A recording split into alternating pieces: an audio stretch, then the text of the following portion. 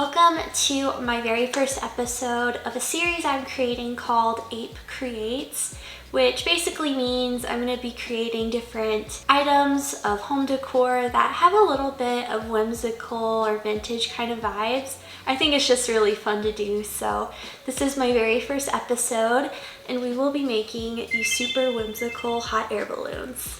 They can make a wonderful gift for a family member or a friend, or if you want to make something for your at-home nursery. And they also are a really great option for seasonal decor. So if you want something that will last a long time, a little more sustainable option, the possibilities are endless.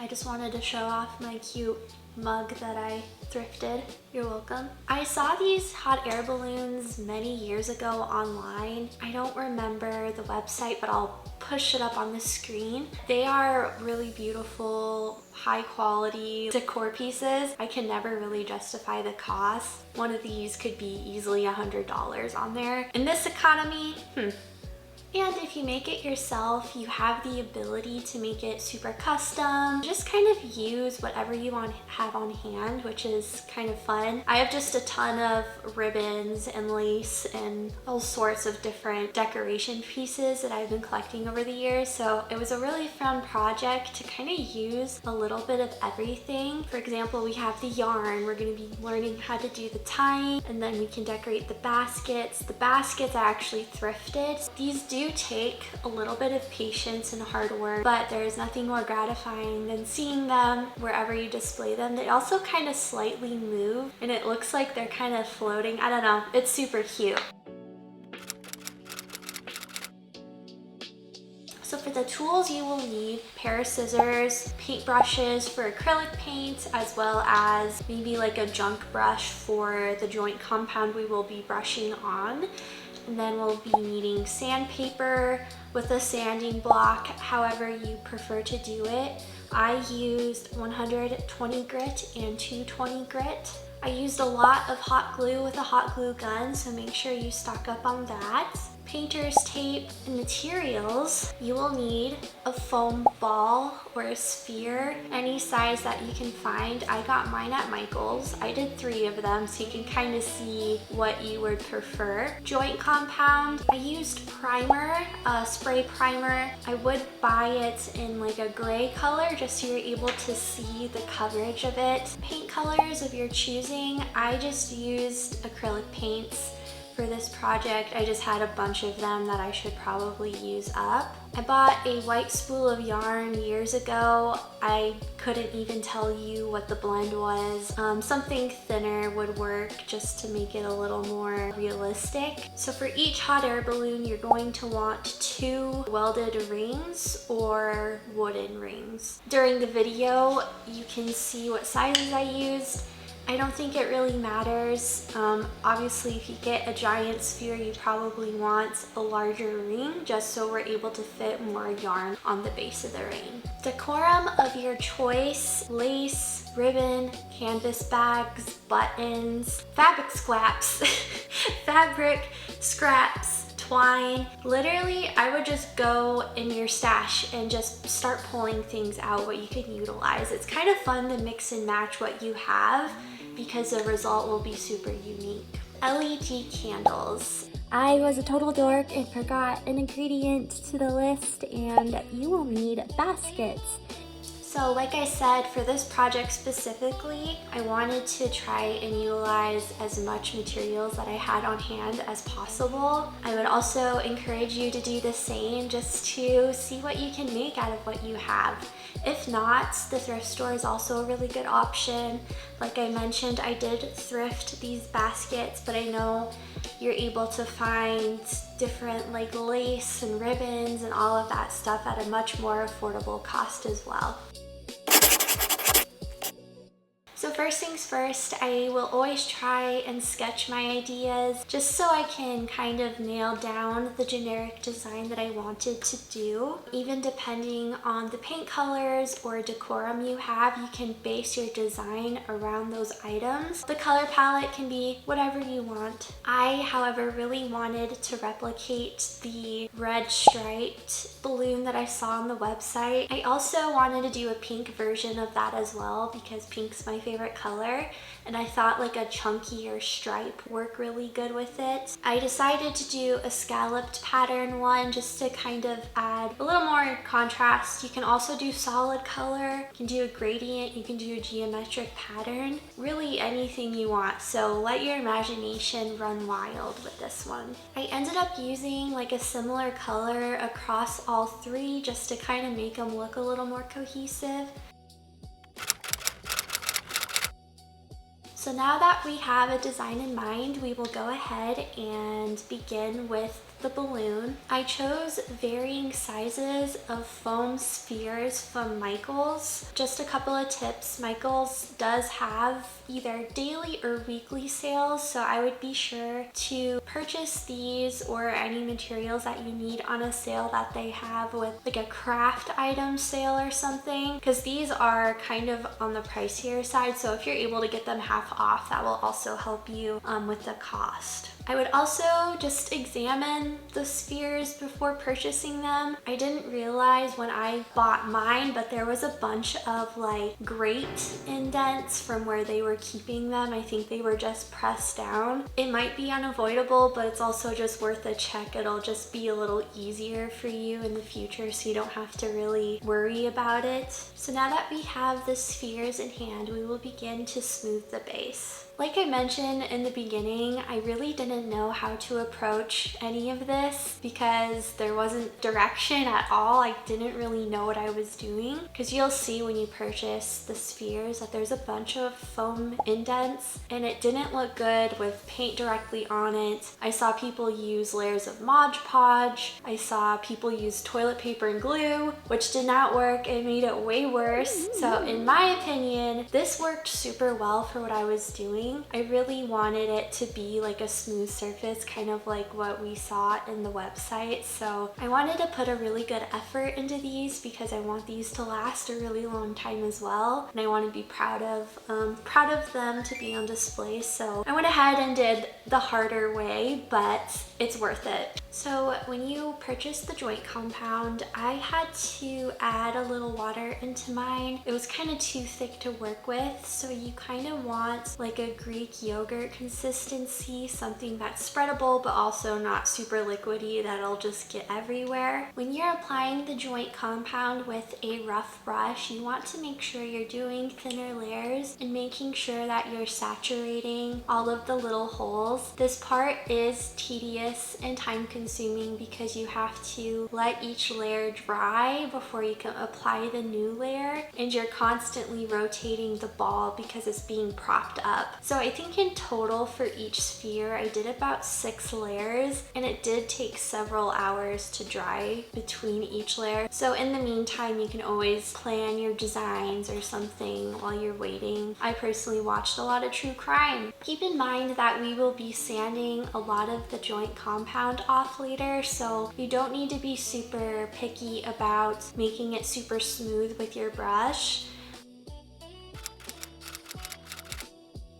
Once the joint compound is completely dry, we will then go outside and kind of sand it off in layers. I did go outside with a respirator mask because it's a lot of fine dust you're working with, so I would make sure you have some sort of protection. I began to rough sand using the 120 grit sandpaper in small circular motions, but also rotating the ball just to kind of get the overall shape and the overall smoothness. this. After you're done with that, you will go in with the smaller grit and just kind of fine tune the surface. I did end up having a lot of small air pockets and minor scratches. I did not sand those off. I was reaching the foam at this point. The paints will cover most of it up, and honestly, you really don't even notice it, but you can go as much as you would like. You can even go back in if you would like to add another layer. I was just doing 3 at a time, and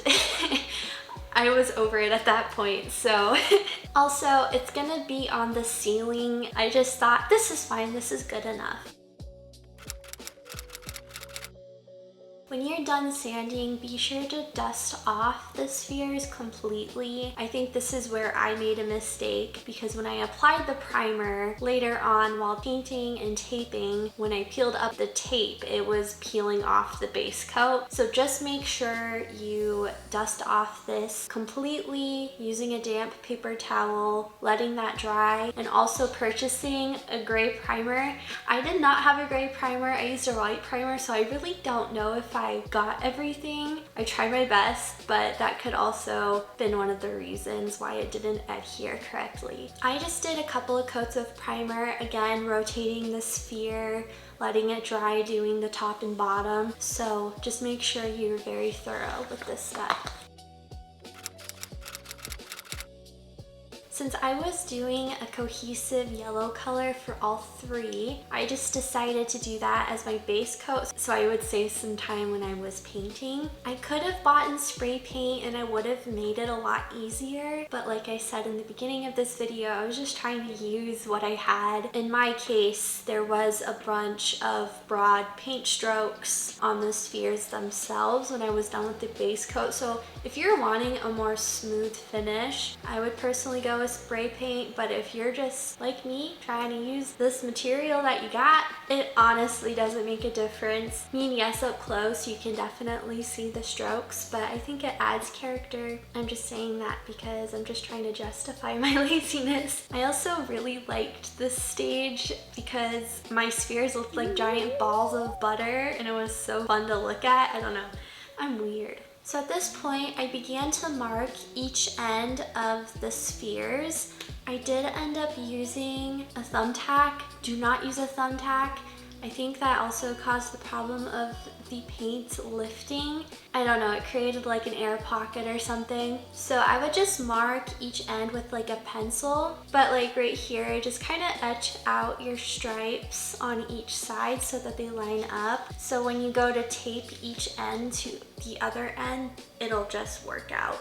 And you're able to see if it makes it even. The stripes won't be 100% accurate. Mine definitely work, but I don't even think you notice it, to be honest. So this is a quality tutorial, right, you guys? So I worked on all 3 of these simultaneously. So when I painted one, I taped the other one, painted that stripe, and then I painted this one again. So each stripe got 2 coats. I did end up having to touch up a lot of the stripes because when I peeled the paint, it kind of seeped into the other side or the other color. When you're mixing a custom color, don't do what I did. I only mixed 1 batch of this yellow color. Make sure you have plenty of your base coat or your colors that you're custom mixing because you're gonna need them. Make sure you save some. Make sure you wrap it or store it, however, so it doesn't dry out.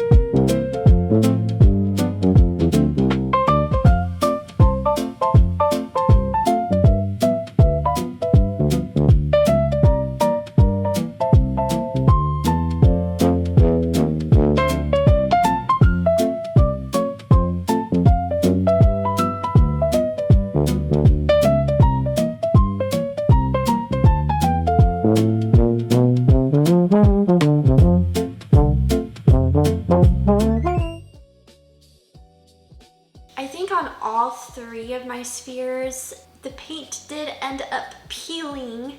So wherever it kind of peeled the worst, that's where I stuck the hook in. It's gonna be facing the ceiling. You're not gonna be able to see it. So don't fret. It's a little devastating at first because you're already put so much time into this, but it's okay. It's gonna look fabulous. Now it's the netting time, and I contemplated this step. I did so many different iterations for it. Initially, I did try to crochet a pattern because I was like, oh yeah, I can do like a net crochet pattern type thing. And yeah, I don't crochet. I don't know how to crochet really, and I don't know how to read crochet instructions. The crochet itself looked kind of too thick and awkward, and because I didn't know how to connect each layer of the net, I was just doing chains and connecting those chains with other string. It was just a disaster. I'm like, I cannot make a tutorial about making chains and call it crochet. I also contemplated buying like a fishnet. Michael's, I did spot one when I purchased the foam spheres. It was like $20 for like this net. I just didn't know if it would work because it was a flat net and I didn't know how it would look three-dimensionally on a sphere. And then I finally thought of like macrame. This is basically just a bunch of tying knots. Super simple, and I think it actually looks pretty amazing. So I'm super happy that I did that. It's a lot less intimidating. It is a little tedious tying the knots, especially if you're doing a larger balloon. But honestly, if you just put like a show on or something, it goes by pretty fast. I took the yarn, folded it in half, so you'll have the loop at the top and the two strands towards the floor. I put the loop at the top and then measured about like a foot below the bottom of the sphere just to have enough slack for any mistakes for tying like these knots later on. The most important thing is having enough string to be able to tie to this bottom ring here. So just make sure it's long enough, you have plenty of slack, and then cut several pieces of the yarn.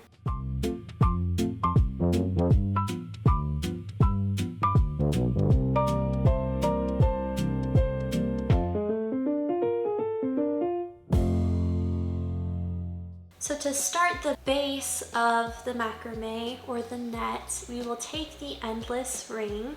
We will be tying a knot called the lark's head, and it's a super easy knot. So you take the entire string of yarn that you have, you fold it in half like you did to measure when you cut. You place the loop over the ring, and then you take the ends and pull it through.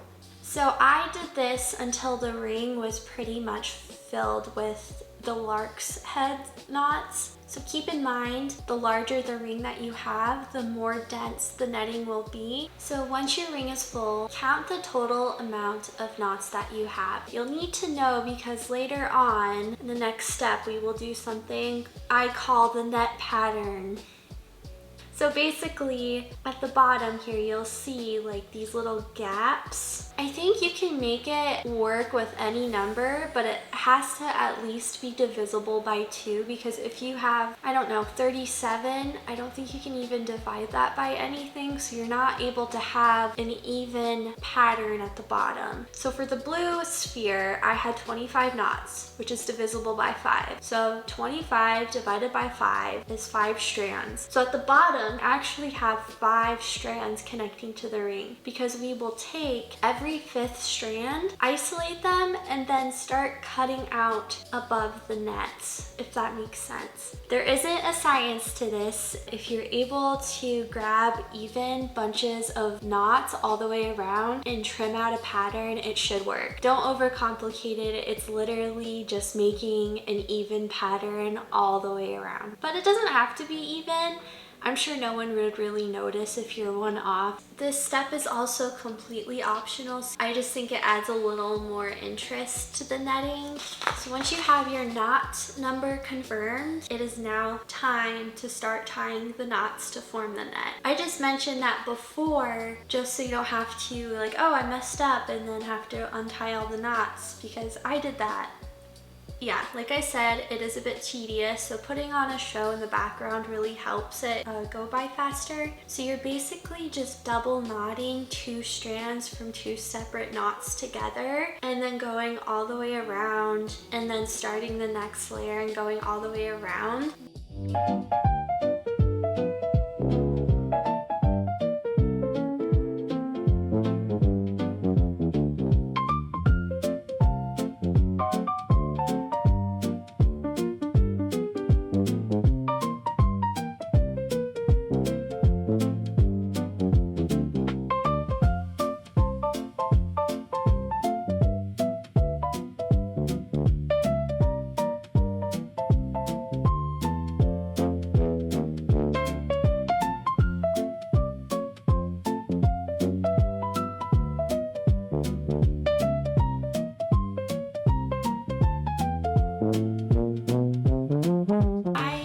About 7 layers with that kind of 1.5-inch gap. What you're really aiming for is having about, I would say, like 2 inches or so of gap where the netting ends. Just make sure you extend the net pattern beyond, just a little bit beyond the sphere itself, just so you're able to do that. Make sure your knots are as tight as possible. Obviously, if you do your knots closer, the net pattern will be smaller. My knots are far from perfect, so don't stress if they're not precise or they're not completely even. So for my larger sphere, I went ahead and paper clipped the knots together just to make sure I kept track of the knots, that I didn't accidentally miscut a string. This balloon has 38 knots, so I will bunch together the 2 knots and cut out the center portion to create some gaps. I will begin to retighten the knots and hot glue the knots that I will be cutting a strand from to reinforce them so they don't untie. So I just put a dab of hot glue on each knot that I will be cutting from. Then I wait about 10-15 seconds, and then I just kind of roll my fingers around the knot so it's all coated. The glue should be warm and malleable. It shouldn't be hot, but I did burn myself a couple of times because I was a little impatient, so be really careful. If you don't want to risk it, or if your fingers are sensitive, you could try a pair of gloves or using a piece of cardstock and then just kind of sandwiching the glue with the strip of cardstock and then trimming away the excess. In the end, it doesn't need to be perfect, it just needs to be coated so when you cut the knot, it doesn't untie. I trimmed out the centers of the knots to create gaps in the net, and then the bottom 2 strands as well to kind of thin it out so I don't have 4 strings to tie onto the bottom ring. And if you have any wooden beads, I didn't have any beads, but this would be kind of a good opportunity to kind of cover those. It would look kind of cool.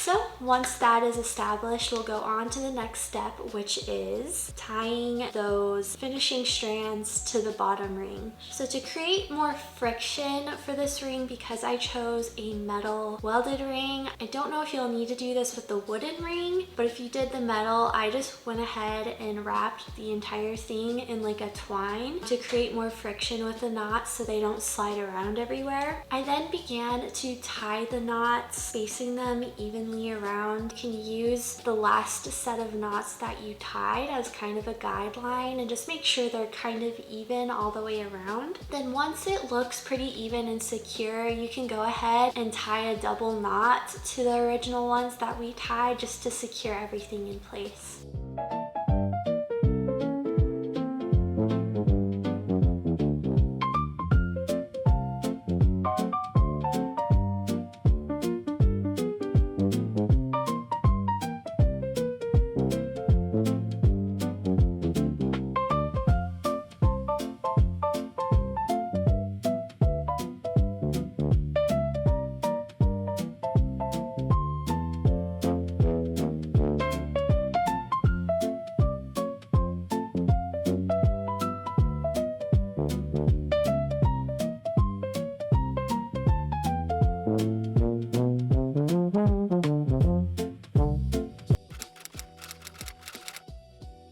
Actually, I did buy these baskets from the thrift store. But they obviously needed adjustments. They had handles on them, so you can just rip them off or cut them off. However, I also had to punch some holes in the smaller wicker basket just to get the string through. But on the other basket, I was just able to fit the string through the gaps of the weaving.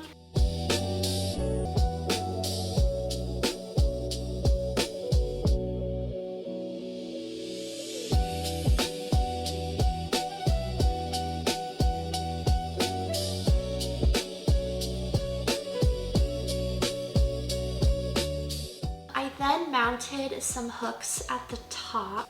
It just is a little easier to make sure the baskets kind of sit even. So I just bought these screw hooks from the hardware store. I screwed them in, but they just kind of sink in, and then I just filled the hole with hot glue, and then I stuck the hook in, and then I covered the hook with more hot glue. So depending on how much string you have left over for making the net, I only had enough string left over on one of them, so I was able to secure the basket with the seam line of string, but I had to cut additional yarn for mounting the other two baskets. So whatever way happens to work out for you. And then I just tied the string to the basket and then the basket to the ring above. Just make sure everything looks even. So make sure I even did a hang test overnight just to make sure that these hooks stayed in place, because I did end up dropping one of them and cracking a side of one, and I'm so devastated about it. I thought for sure one of my cats would knock it over, but I was wrong. So just make sure everything is secure. You do a hang test just to make sure everything is snug, and then we will begin to make everything look pretty.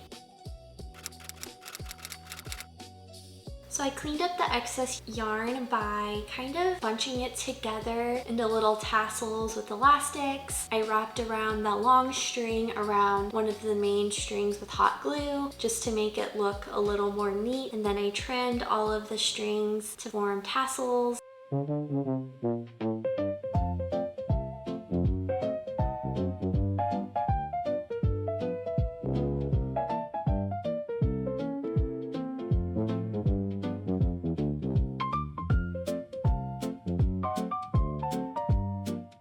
I just kind of did it how I wanted to. I mean, if you had a separate idea, you could totally do that. This isn't a rule. This is just what happened to come to my mind. So it is time for the fun part. I was so excited when I was even just seeing the basket mounted. It was like, oh my gosh, it looks like an actual hot air balloon. Now we get to decorate it. I pulled out my lace, my ribbons, my buttons, twine, my ropes, and then I just kind of went crazy. I had string of pearls that I used on all of them. I wanted to make them look like a set, so I used a little bit of everything on each one just to kind of make them look cohesive. It's kind of fun just to see what works, what not, and if you don't like it, you can just rip it off because it's hot glue. Yeah, just do what your imagination tells you to do.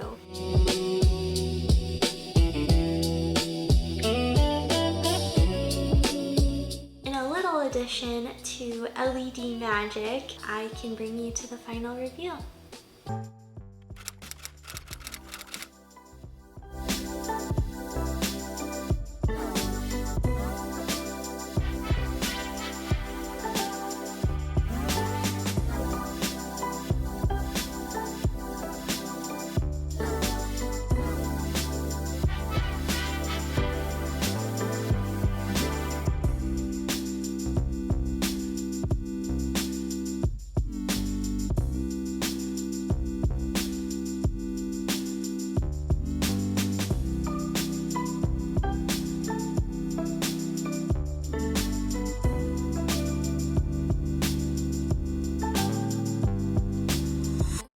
I just absolutely adore how these came out. I feel a lot of pride because I didn't really know if this was gonna work out or not. You put a lot of different skills into this. So you did your painting, you did basically mudding and sanding. You're like a house professional now. And you did macrame, and you did hot glue crafts. Yeah, it's just a really fun project. If I got one of these as a present, I would love to see what you guys came up with. Anyway, I'm rambling at this point. I hope this video was insightful, and I hope to bring more whimsical DIYs. So if you'd like to like and subscribe this video, I would super appreciate it. I'll see you in the next one. Bye! Alrighty. This is Diet Coke, by the way. Makes me look a little more fancy.